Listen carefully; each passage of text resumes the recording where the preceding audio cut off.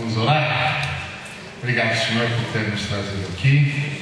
Glorifica o Teu nome, santifica o Teu nome. Ministra-nos tudo que Te louvamos, em nome de Jesus. Amém. Bom, nosso tema é falar sobre missão integral e educação teológica. Provavelmente eu não sou o melhor sujeito para falar sobre isso, porque eu não sou um acadêmico. Eu sou um pastor metido a besta só, mas acadêmico eu não sou, não.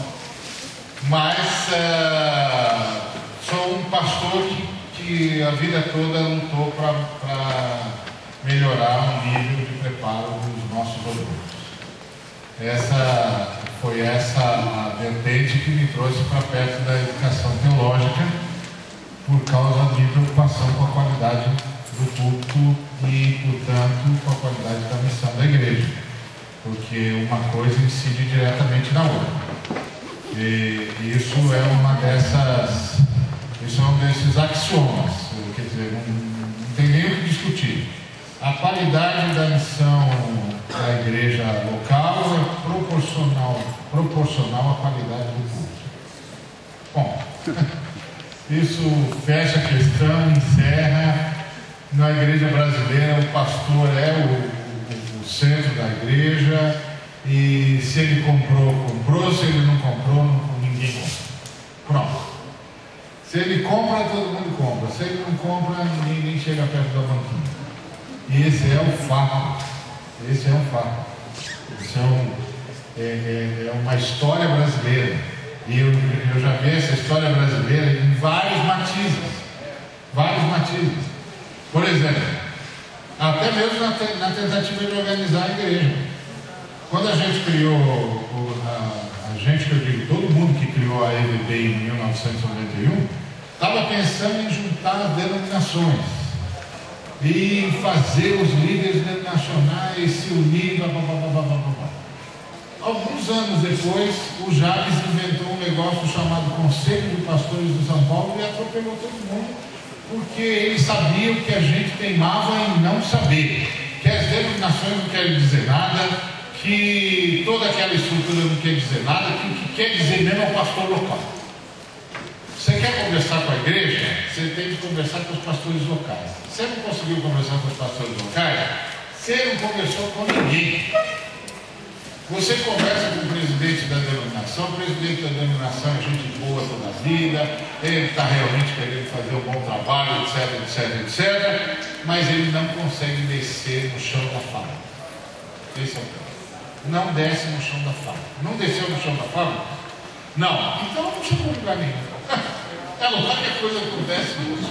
Se não chegar lá, não chega a lugar nenhum. Então qual é o segredo? O segredo é trabalhar com pastor. O segredo é formar pastores. A igreja brasileira é uma igreja de pastores. É impressionante. Quando eu falo pastores, estou pensando em pastores e pastoras agora. Mas a igreja brasileira é local.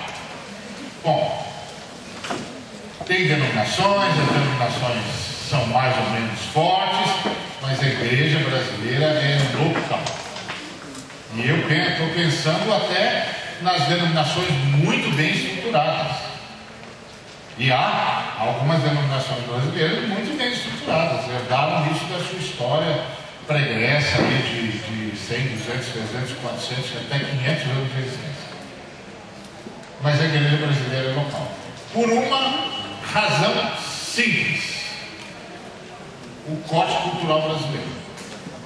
O corte cultural brasileiro é coronelista. Ponto. Se a gente gosta desse jeito, se a gente não gosta, é assim também.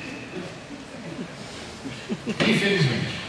A melhor descrição que eu já vi disso foi um diálogo no livro do Érico Veríssimo entre o chefe do clã Terra Cambará com o sogro dele. A filha está tirada na cama doente, os Terra Cambará estão cercados pelos maragatos, o pessoal está tentando o tempo todo fazer com que o chefe do clã Terra Cambará negocie com os maragatos, o que significava renuir, né? Significava baixar as armas, e ele diz que de jeito nenhum, ninguém sai, ninguém anda, ninguém mexe. Se tiver de morrer de fome e de sede, morre de fome e de sede, mas ninguém vai ceder, porque ele luta pela república, os maragatos pelo império, blá, blá, blá, blá, blá. Aí tem a conversa do sogro dele, do pai da moça, com ele, e diz assim: sabe de uma coisa? Esse negócio de república, de império, isso tudo é uma grande desculpa. Na verdade, o que nós estamos assistindo é uma briga distanciada. Ponto. O Érico Veríssimo sintetizou o Brasil naquela frase: tudo que acontece no Brasil é briga distanciada. Se você usar a linguagem do Nordeste, então é briga de coronel. Se você usar a linguagem dos gaúchos, é briga distanciada. E isso veio para a cultura da igreja. E se você quer uma prova disso, basta você comparar as igrejas. As igrejas que têm estrutura mais coronelista cresceram mais. Ponto. Tá certo? Não é porque o Espírito Santo abençoa mais eles. O Espírito Santo abençoa a igreja, não abençoa a denominação nenhuma em particular. Ou você acha que o Espírito Santo tem uma denominação da sua preferência? Não tem. Não tem aquele sonho de Wesley, que Wesley foi para o inferno e perguntou para o cara que o atendeu no inferno: escuta, aqui tem católicos? Tem muitos. E anglicanos? Sim, tem demais. Calvinistas? Tem aqui muitos calvinistas. E tem anabatistas? Sim, demais, muito anabatista. Aí por fim Wesley arriscou a sorte e disse: e metodistas? E o diabão disse para ele: muitos metodistas. Ele saiu cabisbaixo, chateado, foi para o céu. Chegou lá no céu, começou a conversa também com o anjo que o recebeu.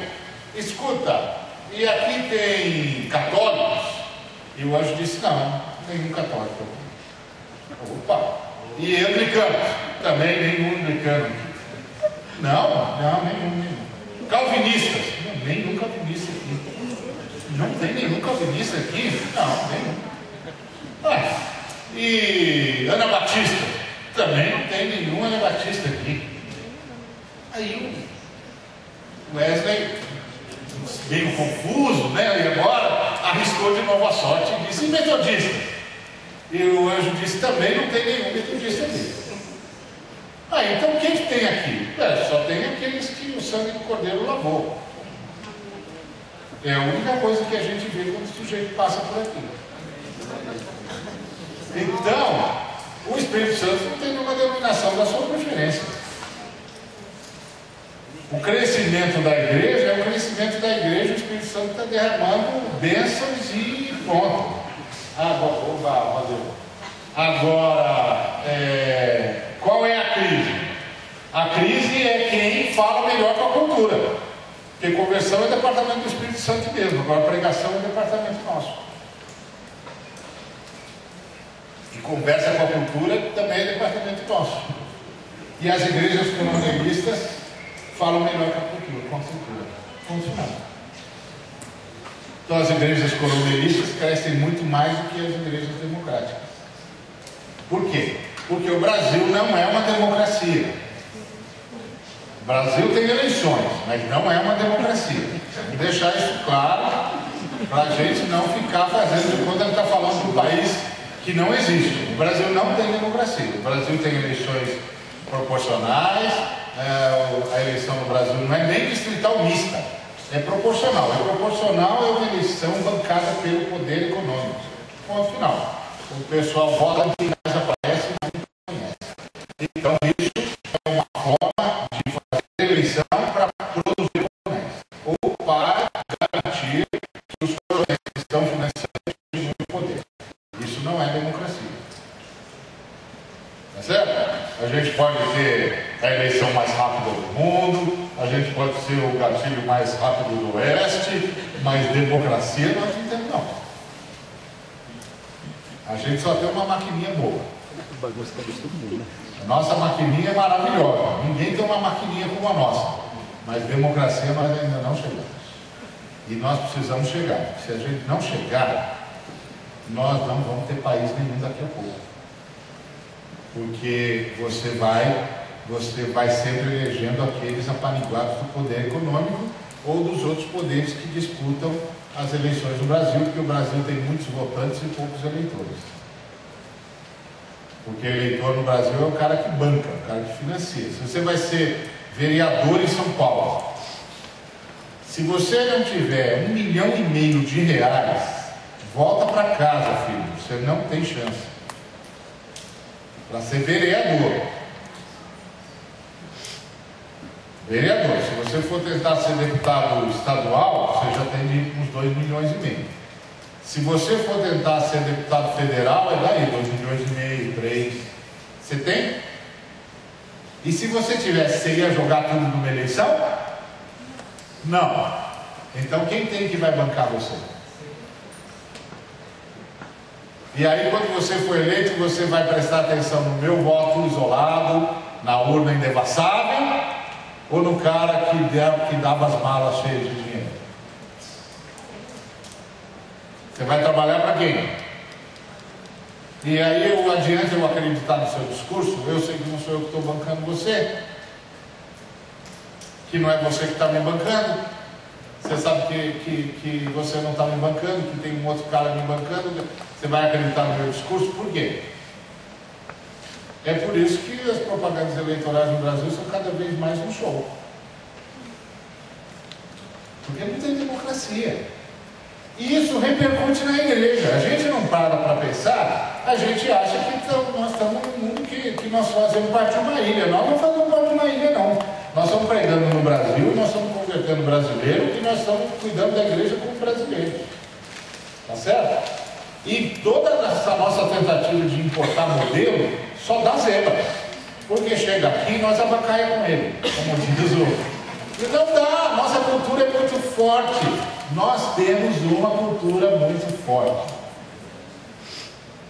Esse é o ponto. Inclusive, isso tem lá positivo. Não sei se você sabe, mas independente dos últimos movimentos da política brasileira, não sei se você sabe, mas o Brasil foi o país que mais cresceu no século passado. Embora não terminasse o século passado no afamado, agora no afamado número 1, o Brasil foi o país que mais cresceu nos 100 anos do século XX. Por causa disso, porque o brasileiro todo brasileiro quer ser coronel. E ser coronel dá trabalho. E aí você entende por que é que a igreja brasileira se multiplica tanto. Na Europa, as igrejas se dividiram e se multiplicaram porque havia uma luta pela verdade, uma luta pela palavra, uma luta pela teologia. Então todas as divisões que você conhece, principalmente na Europa, eram divisões teológicas. Então é uma luta pela verdade, que nasce desde o tempo da reforma, porque a briga da gente entre os católicos, a briga entre nós e os católicos, qual era? Os católicos diziam: a igreja é a mãe da Bíblia, por isso a igreja se impõe sobre a Bíblia. E nós protestantes dizíamos: a Bíblia é a mãe da igreja. A igreja só é igreja se estiver debaixo da Bíblia. A Bíblia que é a autoridade. Os católicos diziam: não, o magistério que é a autoridade. Quando o Papa fala ex-cátedra, a fala dele tem tanto peso quanto do apóstolo Paulo, quanto a de Jesus de Nazaré, lá nos diálogos que Mateus registrou. E nós protestantes dizemos: vocês ficaram loucos, mas nem pensar isso. A Bíblia foi inspirada pelo Espírito Santo e ninguém mais é inspirado pelo Espírito Santo. Não tem mais revelação. Tem iluminação, mas não tem revelação mais. Essa foi a briga. E aí, claro que uma briga dessa é uma briga pela verdade. Então as divisões da igreja na Europa são divisões pela verdade. Quando chega nos Estados Unidos já fica um pouco meio esquisito, mas ainda é briga pela verdade. Aqui, explica esse montão de igreja. Explica esse montão de igreja. Você vai lá descobrir que o cara dividiu por causa de teologia. Ah, você está brincando comigo, né? Queria ser o chefe. Ser coronel dá trabalho, meu filho. Ser coronel dá trabalho. Então eu quero ser um coronel. Não vou ficar debaixo da sua coronelada, não. Entendeu? Eu também sou líder. Você não sabe que o livro que mais vende no Brasil é Como Ser Líder? Os americanos inventaram essa palavra que não significa nada e a gente compra livro para ser líder, que é uma coisa de louco. Entendeu? Todos nós queremos ser líder. Líder do quê, meu filho? Líder de 5 gatos pingados, mas é o líder. Não importa. Então qual é o caminho? O caminho é a educação teológica. Não adianta. Como é que você vai lutar contra a cultura? Você só luta contra a cultura com um profundo trabalho de educação. E assim, precisa de pelo menos 4 gerações de trabalho incessante. Não pode perder. Senão, é um negócio complicado. Eu me lembro que uma vez eu estava falando num encontro promovido pelo ex-ministro, na época ainda ministro do Trabalho, que agora é candidato lá à Prefeitura de São Bernardo de Campos. Aí ele me convidou para falar sobre democracia participativa. Ele tinha sido meu colega no Conselho de Segurança da Presidência da República. Eu era fui membro do Conselho de Segurança da Presidência da República durante 5 anos. No primeiro mandato, ele era presidente do Conselho.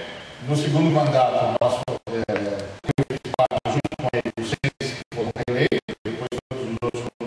mudaram, ele continuou, então nós tivemos 2 mandatos juntos. E aí a gente conversava muito, eu atuava muito no conselho, etc. Estava sempre brigando, falando, o ministro não podia me ver, dizia, pastor, o senhor está sempre querendo acabar com o conselho. Eu dizia, não, ministro, eu estou tentando dar bons conselhos. Mas era uma briga, principalmente uma briga com os católicos, que é uma história à parte, que um dia a gente tem que sentar e conversar, porque não é fácil. Não é fácil. Os irmãos mais igrejas que me desculpem, mas não é fácil. Só eles acreditam em ser fácil. Mas não é brincadeira, não. A coisa pega e tem fígado. E eles batem do fígado para baixo. Não tem essa história de pica, do fígado para baixo. Você sente que foi. É bravo. E aí ele me chamou. E eu comecei o discurso dizendo, ministro, o senhor veio chamar um evangélico, um protestante, para falar sobre democracia, porque quando os Césares estavam transformando o Senado num simples arremedo, os nossos apóstolos estavam nos ensinando a eleger presbíteros e diáconos livremente. E aí fui falando sobre democracia. Mas fui contando a história da igreja. Mas tive de dar um salto estratégico no Brasil. E ficar só nas denominações mais protestantes. Porque a maioria de nós está na linha do Brasil, que é o rodízio de coronéis. Tá certo? O rodízio de coronéis. Eu me lembro, quando teve, eu estava no auge lá do conselho, quando teve o negócio do mensalão. E aí os caras diziam para mim assim, Lula vai cair. Eu dizia, não vai nem mexer com ele. Aí eles diziam assim, que isso, pastor, o senhor teve uma revelação. Eu dizia, não, eu conheço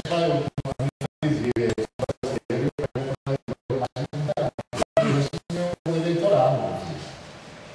Eu dizia, mas pastor, por que o senhor está dizendo isso? Porque é a primeira vez que não teve problema. E o povo vai se lembrar disso. É a primeira vez na história do Brasil que o Brasil não é liderado. E você não sabe o quanto o povo brasileiro é submisso e tem ódio dos coronéis. Mas eu sei. Porque eu lido com o povo. Eu estou lá, eu estou na rua. Eu prego na rua, meu filho. Então eu conheço o meu país. Né? Mas o que nós temos não é um novo estilo de coronelismo? Isso é uma outra discussão. Mas essa é uma discussão que passaria por um sem número de dados que a gente teria de trabalhar, que obviamente nós não temos tempo para fazer isso agora. Mas no imaginário, porque o que conta, essa sua colocação, não é uma colocação popular. No imaginário é que conta, porque o que decide é o imaginário. O imaginário popular é que decide nessas obras.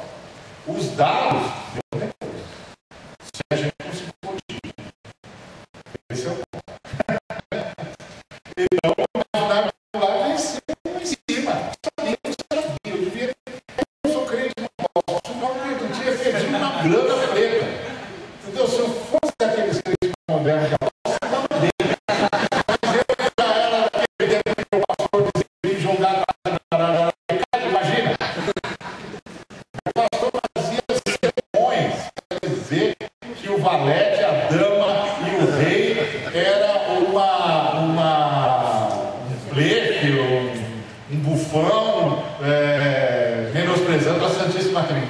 imagina se eu me aproximar de um negócio que menospreza a Santíssima Trindade, mas nem que me pagasse. Mas o pastor ouviu uns 10 sermões dele. Lembro disso até hoje, eu ficava com pavor. Chegava em casa, meu pai era viciado em jogo, eu tinha pavor, dizia, pai, isso é pecado, pai, pelo amor de Deus, o senhor vai para o inferno. O senhor está mexendo com a Santíssima Trindade. Meu pai, não consegui entender nada do que eu estava dizendo. Então, se eu tivesse o hábito, eu teria ganho uma nota. Então, nós temos de formar. Agora, eu tenho, claro, e é por isso que eu estou aqui, eu tenho um viés de formação. Então, aqui eu não vou falar para você de outro viés, porque eu não conheço outro viés. Tenho até informação, eu vou trabalhar com o que eu trabalho, que é missão integral. Então, é missão integral e formação teológica. A gente tentou e está tentando fazer isso na FLAM, Faculdade Latino-Americana de Teologia Integral, que é mantida pela Missão lá em Arujá, São Paulo. Nossa ideia e o Davi está lembrando que agora tem uma extensão em Ribeirão Pires, e junto em parceria com a Ação Evangélica. Então, qual é a nossa visão? Formar líderes a partir de um viés de missão integral. Formar pastores e pastoras a partir de um viés de missão integral. O que nós entendemos por missão integral? Acho que essa é a primeira coisa que precisa ficar claro, porque missão integral não é uma coisa que esteja formatada. Nasceu em 74, a partir do Congresso de Lausanne, nós tivemos gente latino-americana participando ativamente do Congresso de Lausanne em 74 na Suíça. Esses irmãos latino-americanos deram o tom de uma nova abordagem missiológica que é chamada de missão integral. O principal representante dessa postura é o irmão equatoriano, radicado na Argentina, René Padilha. Ele foi o irmão cuja palestra suscitou o grande debate que gerou depois o Pacto de Lausanne e toda aquela série de comentários do John Stott e todo aquele trabalho chamado Cadernos de Lausanne, ou Série Lausanne, que a ABU lançou nos idos de 80 e que a Visão Mundial e a ABU estão relançando agora. Qual era a grande tese da missão integral? A grande tese da missão integral era a questão do contexto. Quando o pessoal de Lausanne convocou o Congresso Mundial de Evangelização, o tema do Congresso era para que o mundo ouça a sua voz. O grande patrocinador era a Billy Graham Ministry. E a grande preocupação, obviamente, o grande painel, o grande pano de fundo da época era a Guerra Fria. Tá certo? Nós estamos em 1974, estamos no auge da Guerra Fria, a luta entre os dois blocos, o Pacto de Varsóvia, a OTAN,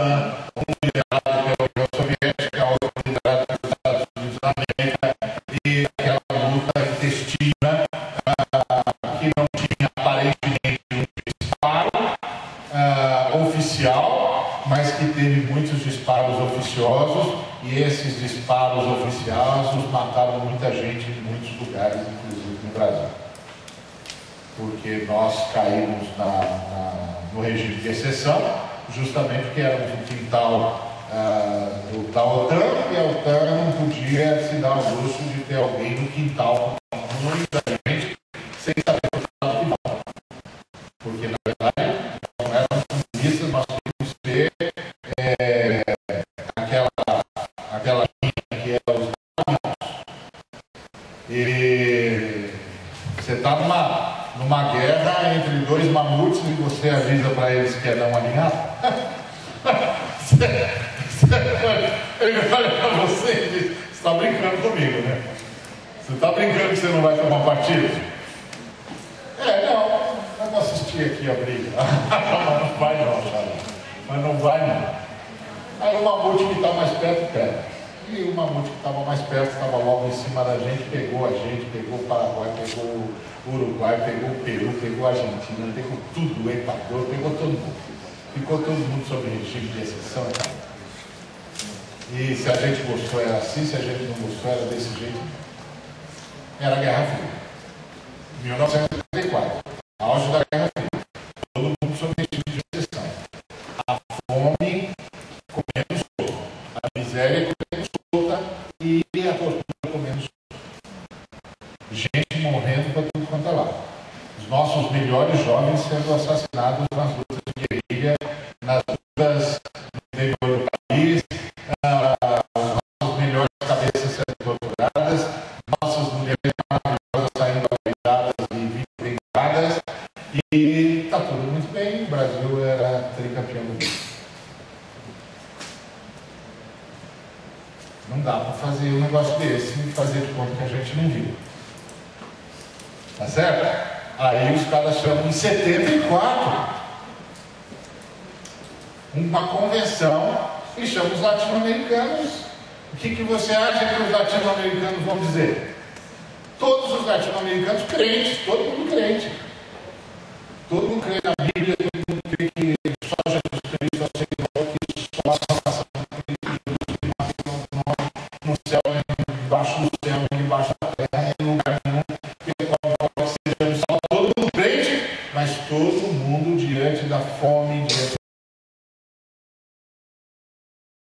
da diversão na sociedade, e que é nosso papel pela ética da nação e pelo aprimoramento, né? Nós estamos fazendo um favor para a humanidade, mas não prestou atenção nisso. Jesus Cristo está salvando a gente, mesmo, historicamente, não só está nos salvando espiritualmente. Perfeito, isso. 135. É o que se calcula, né? Ninguém sabe ao certo, né? Isso aqui tudo é que nós somos ocidentais, a gente não trabalha sem número, né? Então, mais ou menos por aí. Então aí, nós estamos trabalhando essa realidade. A partir dessa realidade, tive que repensar a educação teológica. Qual a primeira coisa? A educação teológica, a partir da missão integral, é uma educação teológica que passa a ver a igreja não mais como a mera agregadora dos que se convertem, mas como a agência de Deus para sinalizar o reino.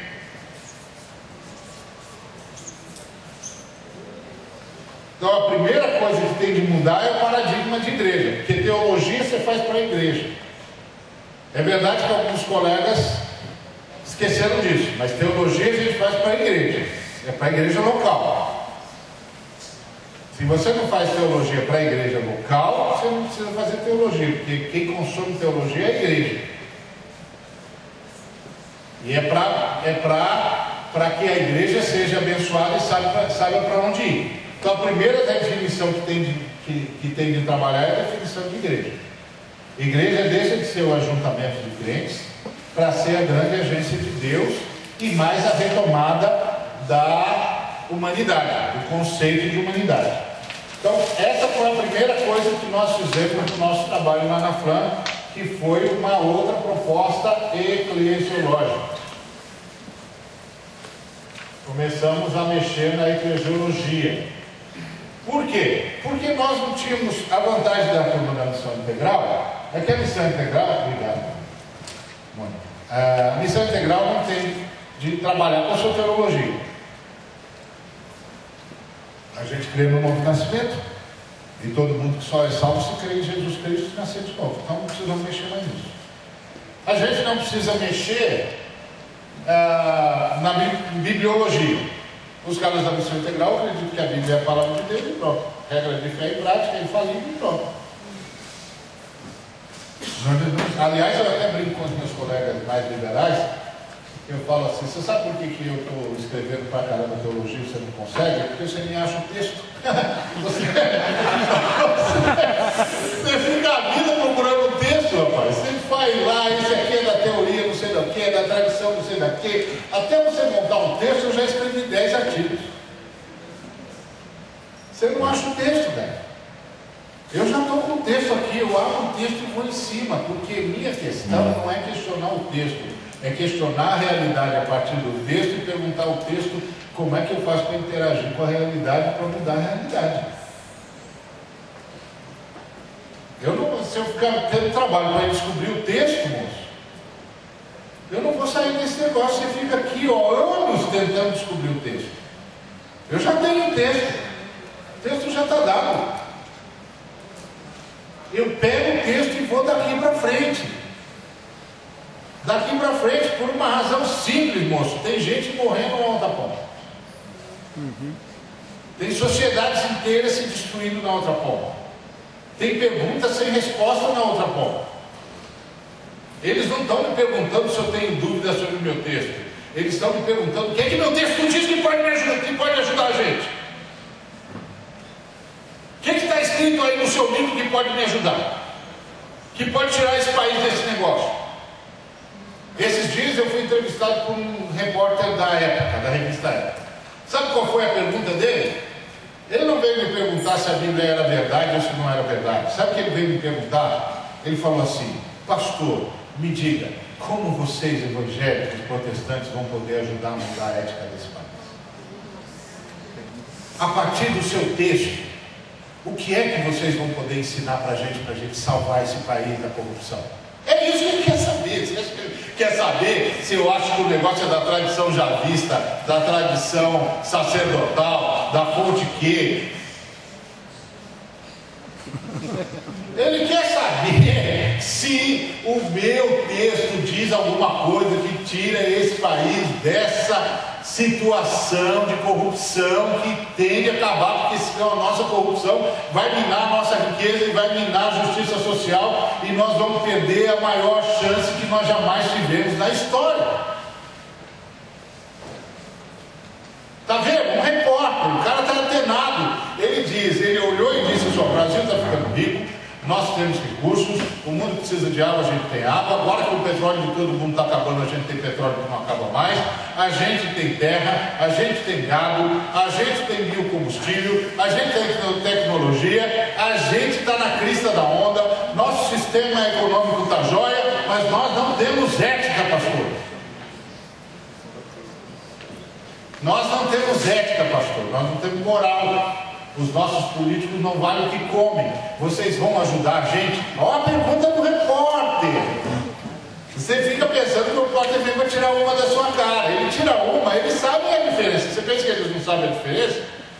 Eles podem não ser crentes, mas eles não são povo. Eles sabem a diferença.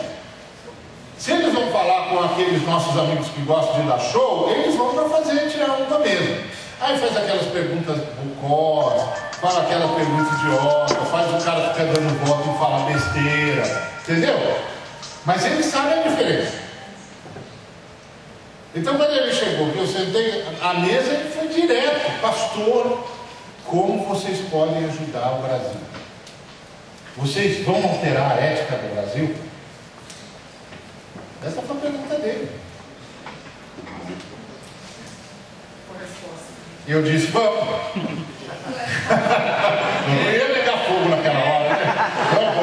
Vamos, sim senhor. E aí comecei a mostrar para ele as das lutas que nós estamos tendo, mas que nós, que temos a base teológica, que temos o fundamento da fé, nós estamos avançando. Gradativa, mas solidamente nós estamos avançando e estamos dizendo para todos eles: ó, se vocês não forem por esse caminho, vocês não vão chegar a lugar nenhum. E eles, muitos deles, já estão parando e dizendo: nós não estamos indo para lugar nenhum e agora a gente precisa ir para algum lugar. É por isso que a teologia da missão integral virou na crista da onda de novo. Porque há 10 anos, há 15 anos, caras teimosos, como alguns que estão espalhados pelo Brasil, entre os quais esse servo que nos fala, ficaram dizendo a mesma coisa: ó, vocês vão dar volta, mas vocês não vão chegar a lugar nenhum. O caminho é aqui. É aqui, a partir da base das Escrituras, que nós vamos dar resposta para a sociedade brasileira. Agora, a teologia mais tradicional, linkada ao conservadorismo externo, tinha medo de mexer com a questão da política, com a questão da sociedade. Foi isso que nós rompemos. Foi isso que o René Padilha rompeu, que o Samuel Escobar rompeu, que o Valdir Tornado, que o Robson Cavalcante, que Norberto Saraco, e que nós rompemos.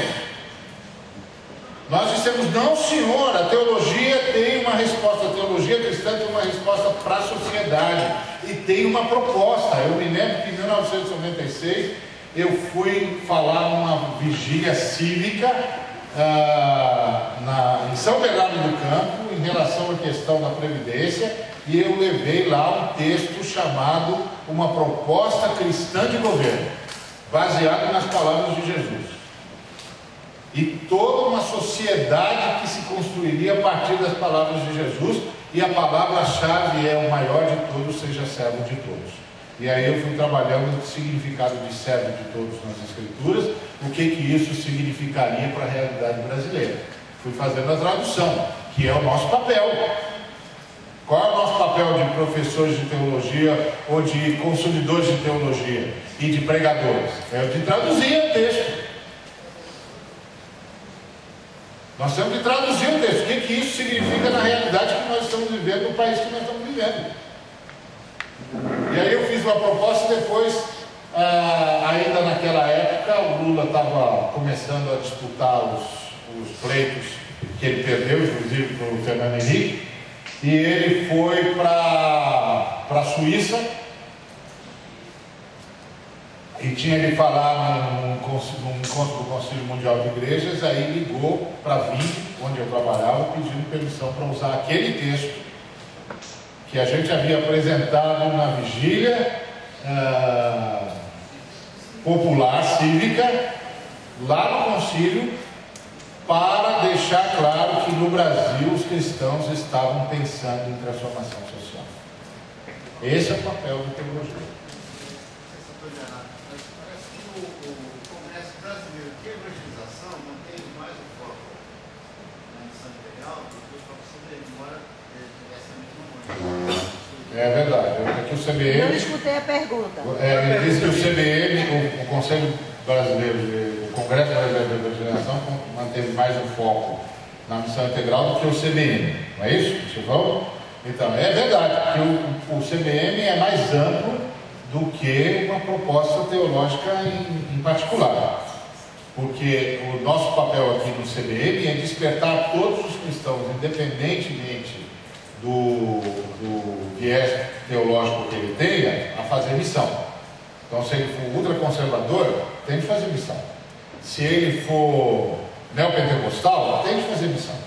E aí o papel do CBM é dizer que ele tem que fazer missão, e eu espero, até onde eu conheço todos os amigos que estão envolvidos no CBM, isso está sendo levado a sério, tem de dizer para ele como é que se faz missão. Porque mandar missionário sem saber como é que se faz missão, sei não. Sei não. Parece que fica sendo um tiro na culatra, um tiro pela culatra. Aí é complicado. Então tem que aprender com quem sabe. Aliás, sem formação missiológica sólida, não me mande missionários, pelo amor de Deus. Porque fazer missão é enfrentar sistemas construídos. É por causa dessa questão de que a gente pensa que o indivíduo começa e acaba nele mesmo, que a gente pensa que fazer missão é parar na esquina e falar de Jesus pura e simplesmente. Não é, não, senhor. Um ser humano é ele nas circunstâncias dele. Ele faz parte de um sistema. O missionário tem que saber que sistema está enfrentando.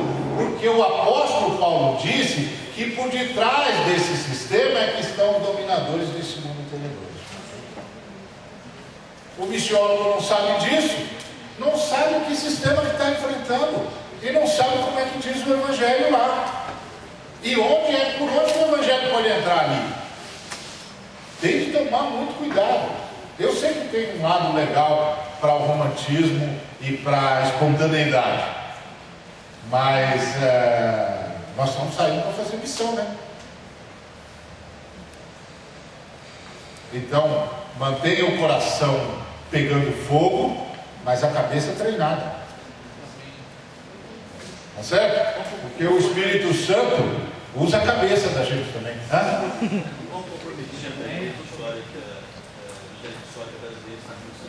A Igreja Histórica Brasileira é a mais comprometida com missão transcultural, mas ainda não está totalmente envolvida em missão integral.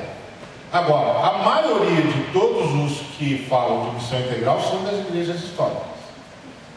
Agora, gradativamente, muito pouco, alguns das igrejas não históricas estão trabalhando, tentando trabalhar a questão da missão integral. Mas a tese da missão integral nasce no seio histórico. É dentro do seio histórico que a gente começa a dizer que é preciso aprofundar a missão. Ver a missão como pregadora das boas notícias do reino.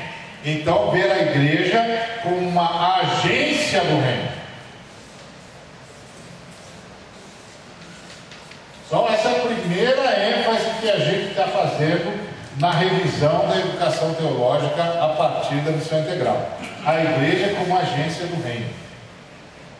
Ou seja, a igreja não só chama as pessoas do inferno para a casa de Jesus, mas sai da casa de Jesus para atacar o inferno em todos os seus quadrantes. A ideia é que a igreja é que ataca o inferno.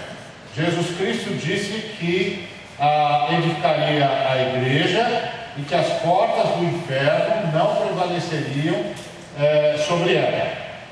Muitas vezes nós trabalhamos isso dizendo que isso significa que a igreja vai ser atacada, mas não vai ser derrubada. Mas é o contrário, porque ninguém ataca com porta. A gente se defende com porta. Tá certo? Então, quando Jesus disse que as portas do inferno não prevaleceriam, ele estava dizendo que o povo dele ia atacar o inferno. E que o inferno não ia aguentar o ataque do povo dele. Que, aliás, está certinho. Porque quando o Espírito Santo veio para dar início à nova fase da igreja no Novo Testamento, eu sei que tem irmãos aqui que acham que tem uma igreja no Antigo Testamento, tem uma igreja no Novo, ou só tem igreja no Novo. Eu não parto desse trabalho, eu parto que há uma igreja. A igreja. Deus sempre trabalhou com a igreja, nunca teve um plano B. Foi sempre a igreja. E aqui no Novo Testamento a igreja passa por uma outra dimensão. Mas é a mesma igreja. O irmão Abraão foi salvo pelo mesmo Jesus. É a mesma igreja, está tudo na mesma igreja. Não tem duas igrejas. Então, essa igreja está com o inferno. E a história mesmo diz isso, porque quando o Espírito Santo chega para essa nova dimensão, de 500 que de quem Jesus tinha se despedido, tem 120. Se o Espírito Santo demora mais 10 dias, sabe Deus, né? 180, o cara já tinha ido embora. 10 dias só, hein? Que loucura! 10 dias e já tinha ido embora 380 gente. E aí, era 120 pessoas. Hoje, diz-nos, já disse há 2000 anos atrás o irmão viu os remidos e eles eram incontáveis. Então nós atacamos o inferno e o inferno não aguentou a briga. Teve de soltar os mortos. Teve de soltar todos os mortos que estavam dominados pelo poder da morte. Então isso não pode mudar.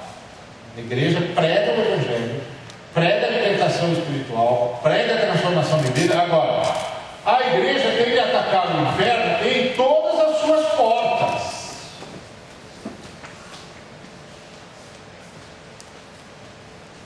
E o inferno tem muitas portas para manter os seres humanos atrelados à morte. Quer ver uma coisa? A nossa fé é a fé do livro, tá certo? Não é isso? Então, para um camarada crescer mesmo na fé cristã, se desenvolver, etc, etc, qual é a mínima coisa que ele precisa saber? Ler. Ele tem de saber ler. Por que você acha que os irmãos que trabalham com as tribos ágrafas, a primeira coisa que eles fazem é dar grafia para aquela língua? Eles fazem dois grandes trabalhos. Primeiro, preservam a língua, porque uma língua ágrafa se perde. E ao preservar a língua, preserva a cultura, porque não tem jeito de preservar a cultura sem preservar a língua. É que os antropólogos alguns antropólogos ainda não perceberam isso. Mas cultura que sem preservação de língua não existe mais. Não tem jeito de preservar cultura nenhuma sem preservar a língua, porque a cultura está na forma como você fala, e aí você vive a partir da forma como você fala e fala a partir da forma como você vive. Se você não preservar um, não preserva o outro. Vai mudar as estruturas de pensamento, você não lembra mais, acabou. Já era, uma nação que se perde na história, no tempo, acabou, não fica na memória de nada nem de ninguém. Então a primeira coisa é tornar uma língua gráfica para que eles primeiro tenham uma cultura preservada e possam entender Deus a partir da sua língua e entender onde Deus já estava na sua cultura e onde a sua cultura precisa estar onde Deus está. É assim que faz. Agora, sabe quantos são 6 bilhões de seres humanos? Sabe quantos bilhões de seres humanos não sabem ler? Cerca de 3. Sabia disso? Que cerca de 3 bilhões de seres humanos, metade do planeta, não sabe ler? Quem você acha, para quem você acha que é interessante manter os caras analfabetos? Para o Espírito Santo que inspirou um livro? Então o analfabetismo é porta de quem? Se você, aí a gente diz, gente, vamos fazer um trabalho de alfabetização, e o pessoal diz, não, nós estamos aqui para pregar o Evangelho. Pois é! Pois é isso mesmo! Nós estamos aqui para pregar o Evangelho, e nós vamos ensinar esses caras a lerem, porque Deus quer que eles saibam o que Ele tem para dizer. É isso mesmo, você acertou. Ó, que beleza. Você não tem que pregar o Evangelho mesmo. Esse é o ponto. A miséria é outra forma é outra porta do inferno. É outra porta do inferno. Primeiro porque a miséria tira do ser humano a capacidade de raciocínio. Gente com fome não raciocina. Não tem energia para isso. É verdade. Não tem como pensar. Quando o estômago está vazio, você não pensa, você geme. Não é? Você geme. A única coisa que você sabe é que você está se devorando porque não tem mais nada para comer.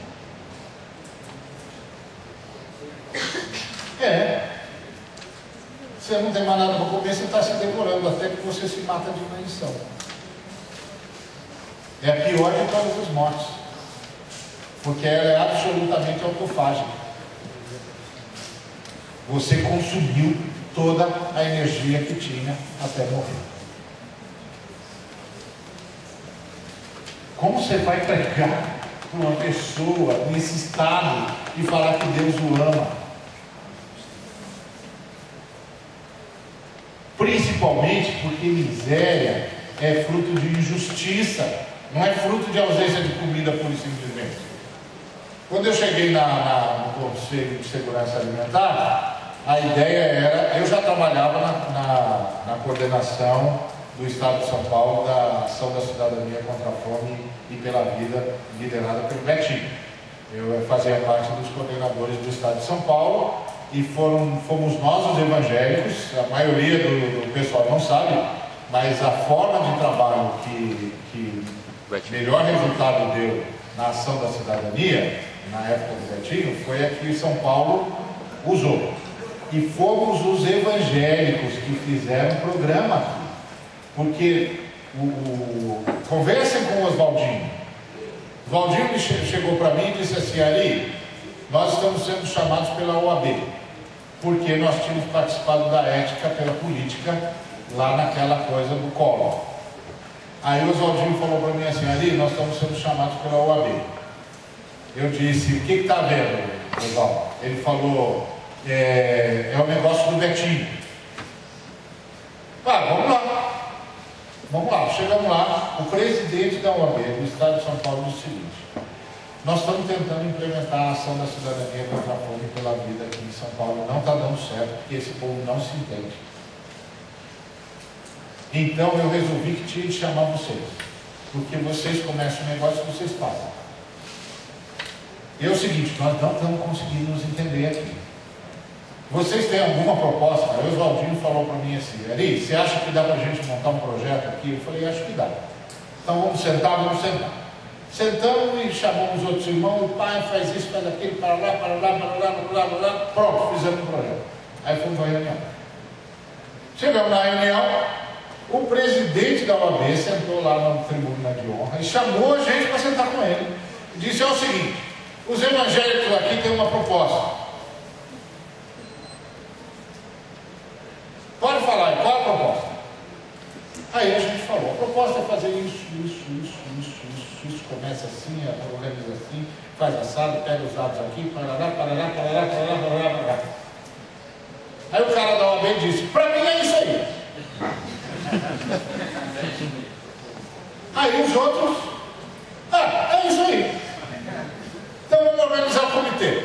Aí organizou um de cada ONG, estabeleceu a coisa começou a andar, andou até. Então eu já estava lá naquela turma quando a gente foi lá para o conselho. E quando a gente chega lá no conselho, a gente vai levantar justamente qual é a questão da fome no Brasil.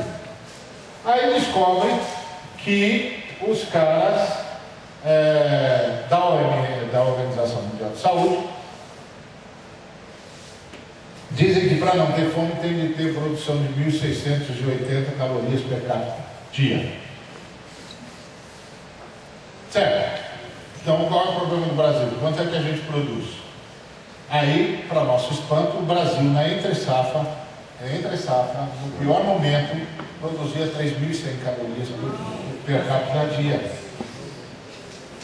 Ué, precisa de 1.680, a gente produz 3.100, por que tem fome?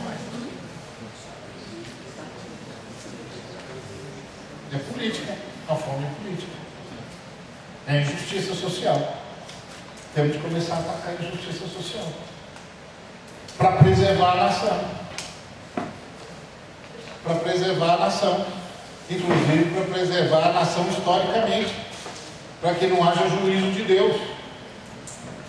Uma vez eu estava discursando com o presidente da República e eu disse para ele: presidente, o senhor começou bem porque começou atacando a fome. E a fome é um dos motivos pelo qual Deus julga uma nação. Agora precisa andar mais, viu, presidente? Eu vou citar aqui uns outros textos bíblicos do senhor, que vai falar de outras coisas que também precisam ser feitas no Brasil. Mas o senhor começou bem. Tomara que o senhor continue bem. Eu acho que ele não me ouviu muito, mas de qualquer maneira eu falei, já é uma grande vantagem. Então, por quê? Porque a miséria mata o país, esgarça a sociedade.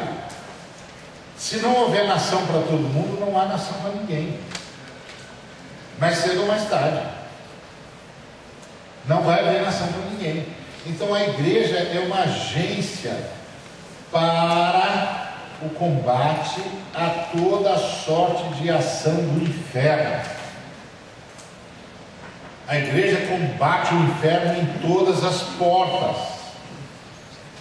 Nós não combatemos o inferno nas portas da drogadição, a gente não faz casa de recuperação. Por que a gente faz casa de recuperação se a gente acredita em milagre? Por que a gente diz que o cara tem de passar tantos meses sobre terapia ocupacional, Bíblia, oração, ajuda médica, etc, se a gente acredita em milagre? Porque lá no fundo a gente sabe que tudo é um milagre, gente. Toda boa dádiva e todo dom perfeito vem do Pai das luzes, em quem não há mudança nem sombra de variação. Não há nada de bem que seja feito no universo que não seja fruto da graça de Deus. Foi o que Chesterton disse há mais de 100 anos, que o problema da humanidade não é explicar o mal, é explicar o bem. Da onde que vem o bem? Que o mal a gente já sabe que tem. Todo mundo sabe o que é o mal. Da onde que vem o bem? O bem é a graça de Deus. A graça, então, quando a gente foi trabalhar, a gente começou a trabalhar uma eclesiologia. Ao trabalhar uma eclesiologia, nós fomos revisitar, obviamente, a antropologia.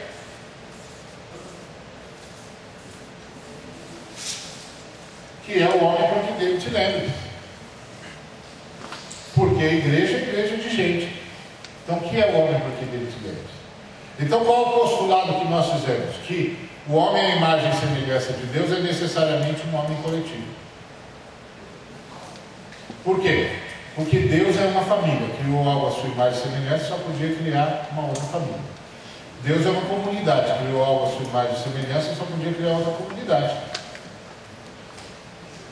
Deus é uma unidade, criou algo à sua imagem e semelhança, só podia criar outra unidade. Então, esse é o ponto. O Derek Kidner diz que a imagem e semelhança de Deus, que ele tira o E, é porque a gente é uma espécie de transcrição de Deus. É como se fosse uma epopeia transcrita numa sinfonia, como as Valquírias de Wagner, por exemplo. É como se fosse uma sinfonia transcrita numa grande estátua, como o Davi de Michelangelo, por exemplo. Então nós seríamos uma espécie de transcrição. A gente não deixou de ser transcrição, mas a gente perdeu a alma porque a gente perdeu o amor, então a gente perdeu a semelhança. Essa é a tese do Derek Kidner.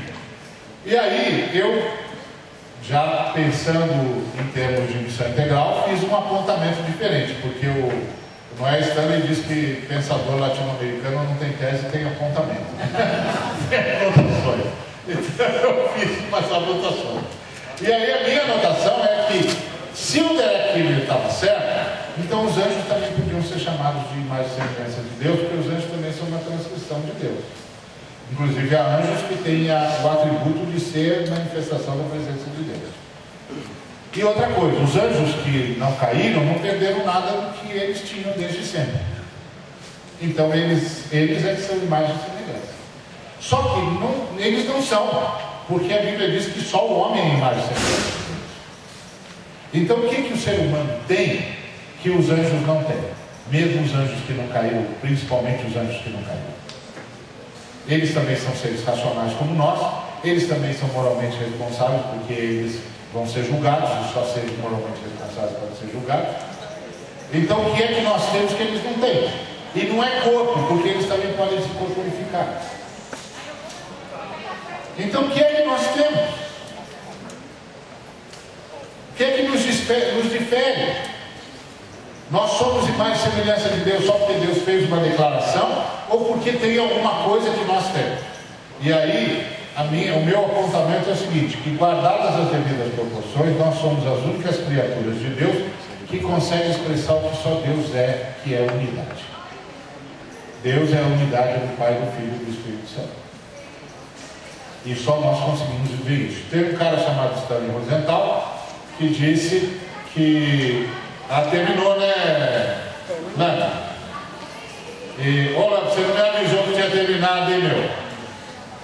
Aí, você não me avisou que tinha terminado, né? Então já sei que terminou e vou acabar aqui, tá?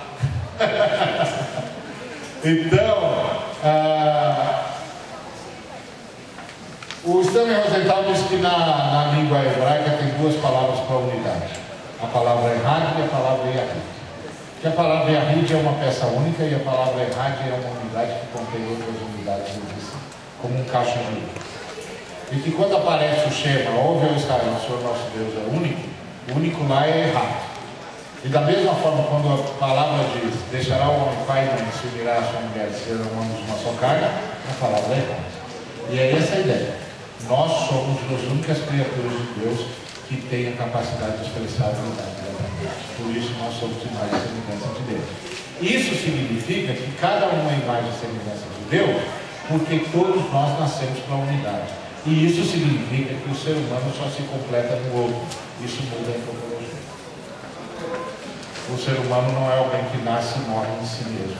Ele nasce no meio da comunidade e só se realiza na comunidade e nasceu para a comunidade. Então a eclesiologia mudou porque a antropologia mudou.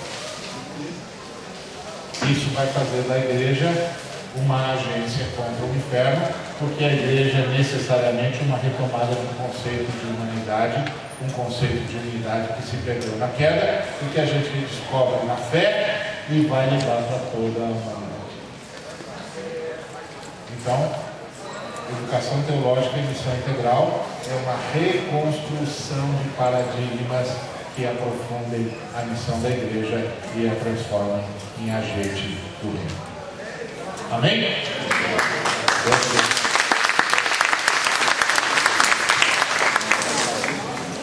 Cias, assinou alguma coisa?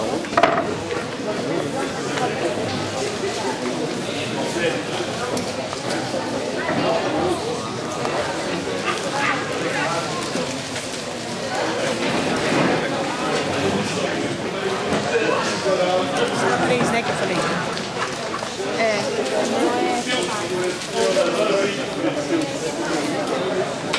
Que eu penso.